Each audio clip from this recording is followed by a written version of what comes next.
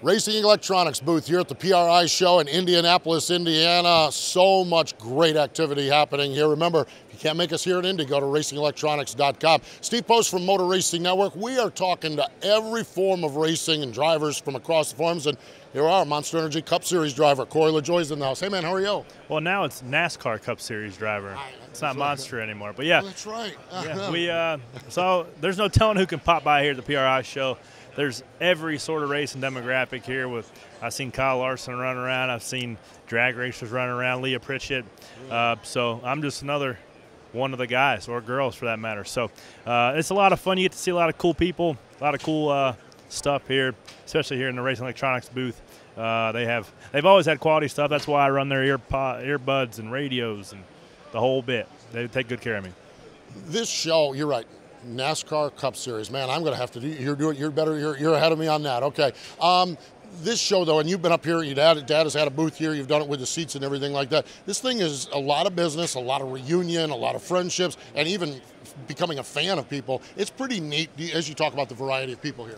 Yeah, you see, like I said, you see everybody that you get to catch up with throughout the year because everybody's on their own different schedules. But this week especially, everybody's here at Indy, and you go to the bars and you see people that you normally don't see on a normal race weekend. So you get all sorts of dirt guys and asphalt guys mixing. So it usually creates a pretty wild but pretty fun time. Fun time for sure.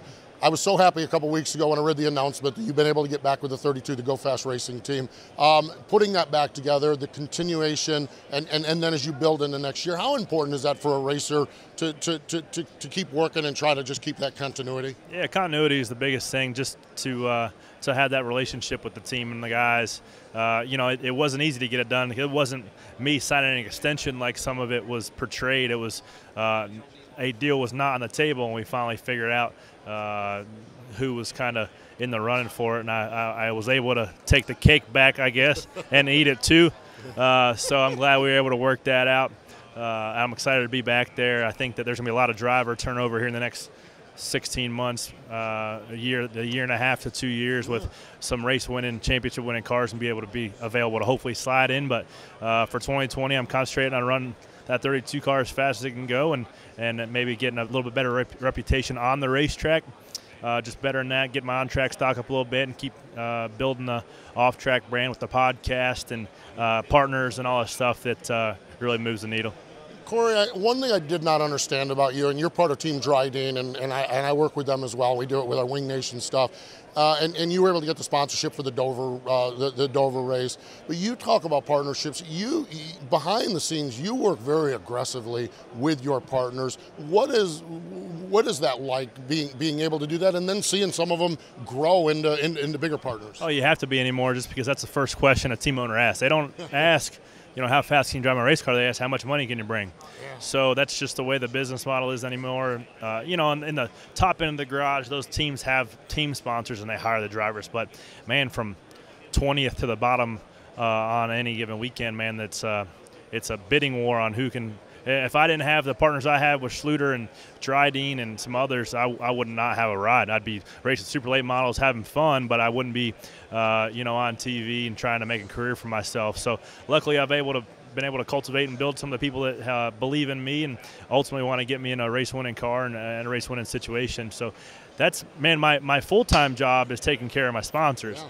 My hobby is driving race cars on the weekend, so that's just part of the deal. You have to be on top of that, because if you're not, then those partners can go somewhere else and maybe try to get a better deal. But I feel like we under promise and over deliver for usually everybody jumps on board, and it's been fun to kind of see all that stuff grow.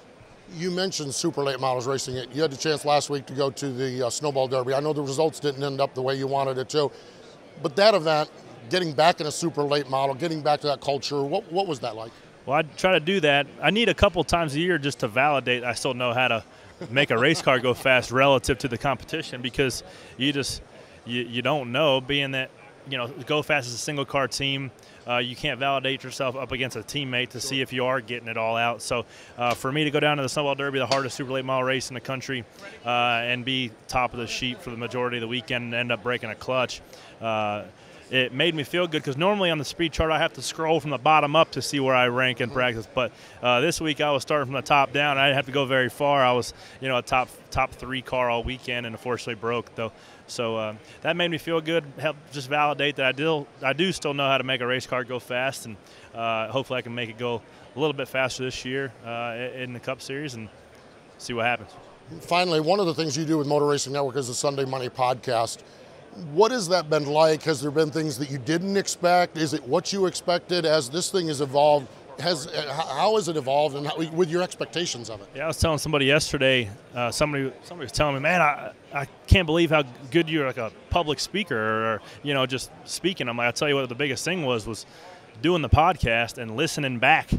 And it was almost a beneficial speech course because you go back and listen to the podcast and you nitpick at yourself on things you don't like about your voice. And in turn, by the end of the season, I started to kind of get it and figure it out. So it was almost a speech class I didn't have to pay for. And it was actually, it was great for me to be able to just tell my story because people don't know the disparity between the winning cars and the cars that I'm able to drive. Because the broadcast, they have their big stories they have to cover and the playoff guys or whatever, but I'm able to kind of explain, our race, right? We have a race within the race, and we're racing 4 or 5-year-old race cars with B motors. Like we have the guys that we're on the same playing field with that we try to go beat. We can't race. We're on the same racetrack. Yeah. It's Kyle Busch, but we are not in the same race as Kyle Busch, right? We're almost like the GT division, and he's in the prototype division. That's how much different it is. But we're able to overachieve sometimes throughout the course of the year, and I think we can overachieve a little bit more this year with some Stewart Haas cars and some new metal coming into the stable. And I'm excited to be back, and I'm ready to get to Daytona. I'm already itching, ready to go. I think we all are, that's for sure. We appreciate you stopping by the RE booth here. Yeah, thank you. There we go. It's Corey LaJoie joining us here. You can follow along with him on Sunday Money here on Motor Racing Network. They're a great podcast. And, of course, when NASCAR rolls onto the track, you'll be looking for the number 32 car.